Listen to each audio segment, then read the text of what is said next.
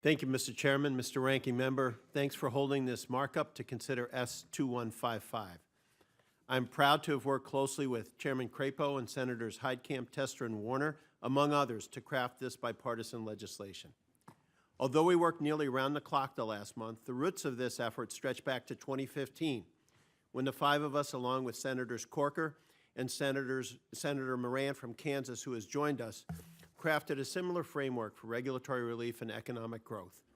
Though only partially successful at the time, it helped lay the groundwork. I also want to thank Ranking Member Brown for his leadership. Though he may not support this specific bill, his months of work contributed to making this a healthy process and a better proposal. This bipartisan banking package is carefully written to provide much-needed regulatory relief for the Main Street community banks and credit unions that have been unintentionally burdened by rules and regs intended to hold Wall Street accountable. Main Street banks and credit unions are vital to economic growth in our communities, particularly in rural areas like we have in many parts of Indiana, where families, farmers, and small businesses often lack access to borrowing. This proposal allows small financial institutions to focus more on traditional banking and help more families obtain the mortgage that buys their first home or the loan that starts their small business. This proposal also includes important new protections for consumers, including veterans and service members.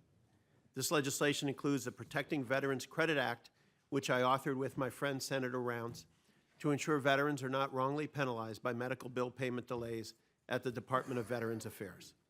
And with the co-sponsorship of Senators Coons and Carper last night, we plan to add a provision that, as this process continues, to provide free credit monitoring for active duty military.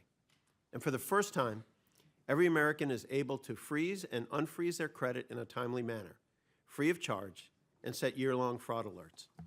Consumers would gain control over who gets access to their credit reports. The FTC and the major credit bureaus would have to set up web pages where consumers could easily freeze their credit, set a fraud alert, and opt out of pre-screened credit offers. This legislative package demonstrates that this committee and the Senate as a whole has within itself the ability to break through gridlock and solve difficult issues if we work together in good faith. I also want to address some of the falsities and rhetoric I've heard from opponents of this legislation. The policy here is reasonable and normal. I helped write and supported the Dodd-Frank Act. This legislation does not undermine Dodd-Frank. And don't take my word for it, take Barney's word. He wrote that it would be wholly inaccurate to accuse them of undermining the basic regulatory regime adopted in 2010. This is good legislation. It is reasonable and balanced and the result of compromise, which is what we're supposed to do.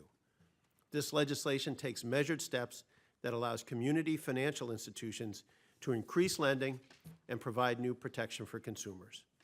I support this bill and encourage others to do the same. I look forward to continuing to work with all stakeholders to further improve this legislation. Thank you, Mr. Chairman.